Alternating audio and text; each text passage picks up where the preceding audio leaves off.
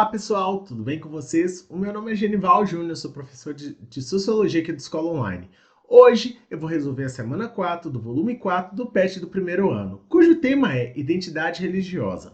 Antes de começar, eu gostaria de pedir para vocês para nos seguir nas nossas redes sociais. Todo o cronograma do PET está disponível lá no nosso Instagram e mais do que isso, lá no nosso Spotify, lá no nosso SoundCloud, há uma série de playlists onde você pode ouvir os podcasts que nós produzimos para ajudar você a estudar nesse período que você está em casa. Então não perde essa chance. E outra coisa, tá vendo esse QR Code aqui? Esse QR Code ele vai te direcionar lá para a nossa plataforma, onde tem uma série de conteúdos gratuitos. E não perde essa oportunidade, porque esses conteúdos eles complementam o PET. Caso você tenha alguma dúvida, entre em contato pelo WhatsApp da Escola Online, porque eu e os outros professores vamos tirar as suas dúvidas, então não perde essa chance, tá sensacional. E agora, antes de começar a nossa aula, eu vou pedir para a produção rodar a nossa vinheta, porque ela é espetacular. Roda aí, produção!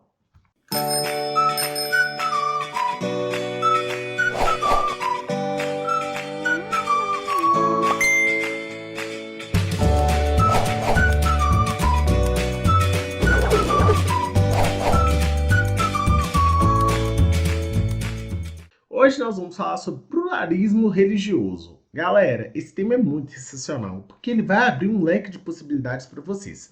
Para começar, então, eu queria trazer esse dado que eu tirei lá do Brasil Escola para poder ampliar o nosso repertório sociocultural. Então, vou dar um zoom aqui para ajudar vocês. Quais são as maiores religiões do Brasil? Se a gente for pegar esse gráfico, a gente vai perceber que 86,7% dos brasileiros são cristãos.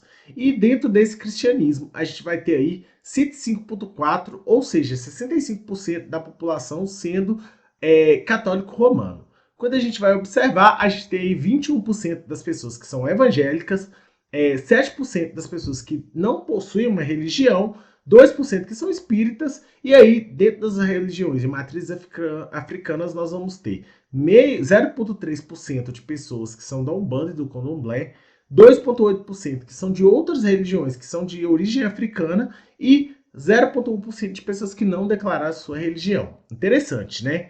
Mas por que a gente está tratando desse pluralismo religioso? Bem, por uma questão muito simples, pelo critério da liberdade religiosa. O que isso significa? A primeira coisa que a gente precisa entender é que na nossa Constituição, no artigo 5º, o Brasil ele assegura a igualdade entre pessoas sem distinção por questões de religião e outras questões. E aí, a partir disso, a gente percebe que o Estado ele tem que assegurar a segurança para os lugares de culto e de liturgia. Ou seja, a nossa Constituição ela vai garantir essa liberdade religiosa. E é a partir disso que a gente vê que tem uma diversificação dentro das religiões que o gráfico demonstrou. E aí agora eu trago para vocês uma questão muito importante, que é afinal de contas, o que é o Estado laico? Porque toda vez que a gente está falando de religião, a gente vai associar Estado laico. E aí, para poder explicar isso daí, eu trago essa tirinha. Essa tirinha do Armandinho, ela tá lá no PET, ela é sensacional. Porque ela fala o seguinte, vá com Deus, vá com Oxalá, vá com Yanduraru e vá, leve o seu casaquinho. Ou seja, tá falando de uma pluralidade religiosa. Ou seja, você tem pessoas de diferentes religiões e pessoas que não têm uma religião.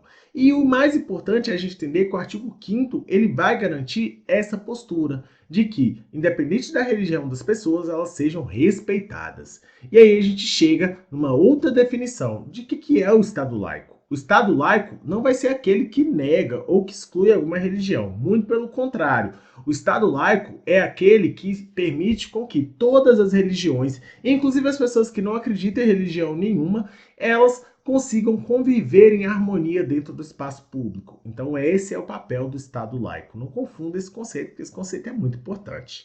Show de bola, né, galera? Muito simples essa definição. Agora bora para os nossos exercícios, porque eu tenho certeza que vocês vão aplicar esse conhecimento lá e vão arrasar. Então bora lá. Então vamos lá. Atividade número 1. Atividade número 1 é do Enem 2017. Pude entender o discurso do cacique Aniceto na Assembleia dos Bispos, Padres e Missionários, em que exigia nada mais, nada menos que os índios fossem batizados.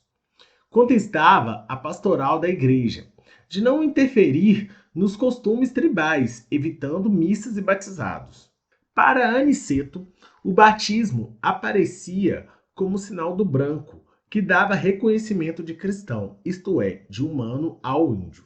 O objeto do posicionamento do cacique Chavante em relação ao sistema religioso externo às tribos era: letra A. Flexibilizar a crença católica e seus rituais como forma de evolução cultural. Letra B. Acatar a cosmologia cristã e suas divindades como orientação ideológica legítima. Letra C. Incorporar a religiosidade dominante e seus sacramentos como estratégia de aceitação social. Letra D. Prevenir a retaliação dos grupos missionários como defesa da prática religiosas sincréticas. E letra E. Reorganizar os comportamentos tribais como instrumentos de resistência da comunidade indígena. Bem, pessoal, essa questão é super tranquila. Essa questão está falando sobre intolerância religiosa, sobre sincretismo. O que é o sincretismo? É quando uma religião, como a católica, as pessoas vão utilizar dela para incluir os seus traços culturais no meio dela. Então essa daí é bem tranquila.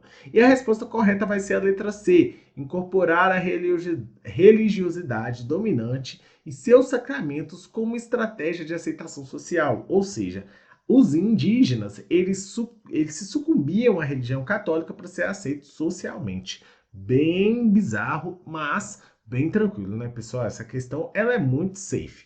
Então, bora para a próxima. Número 2. A questão do Enem nos traz algumas situações que precisamos refletir. Quando um grupo aceita incorporar a religiosidade dominante, isto é, de outro grupo, para ser aceito na sociedade, significa que o Estado laico não está sendo cumprido. O mais importante dessa questão, vamos contextualizá-la. Ela está falando da atualidade. Letra A. O que você faria para garantir que todas as pessoas pudessem exercer sua religião sem medo de sofrer violências? Bem, pessoal, percebam que essa questão é uma questão pessoal, então eu vou responder para dar o norte para vocês e eu espero que vocês coloquem a sua opinião nela, ou seja, vocês se posicionem. Então vamos lá, qual é a minha posição no meio disso? Bem, eu investiria em políticas públicas, culturais, educacionais e midiáticas para a população. Ou seja, cabe ao Estado garantir, através das ações do Poder Executivo, a realização de ações que permitem a livre manifestação religiosa. Campanhas televisivas, debates escolares, auxílio e proteção para religiões tradicionalmente violentadas são algumas ações que poderiam ser desenvolvidas. Letra B. Uma conversão forçada, isto é, fazer alguém aderir a uma outra religião por medo é válida? Então por que fazer esse tipo de prática? Bem, essa é uma situação de etnocentrismo e intolerância religiosa. O etnocentrismo usa alguns traços culturais para hierarquizar os grupos, ou seja, nesse caso, as religiões são colocadas como melhores uma do que as outras. Em alguns casos, elas são tidas como perversas, sendo repudiadas.